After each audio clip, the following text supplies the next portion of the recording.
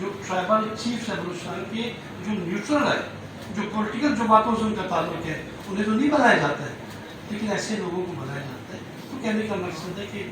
अहले कलम, अहले साफी, आज आप इस बात की, आप तमाम दोस्त, आज ये मीडिया इस बात की गवाह बने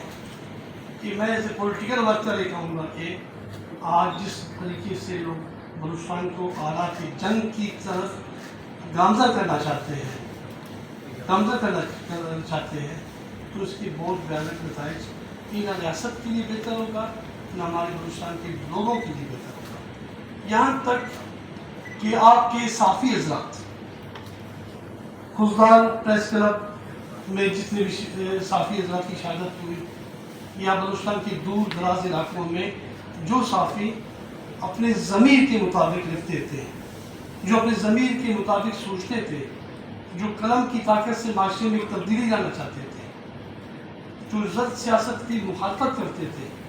उनको भी कत्ल गारत गिरी और शहादत का निशाना बनाया गया। तो ऐसे हालात में आज बहुत से सवाल जन्म देते हैं। यहाँ तक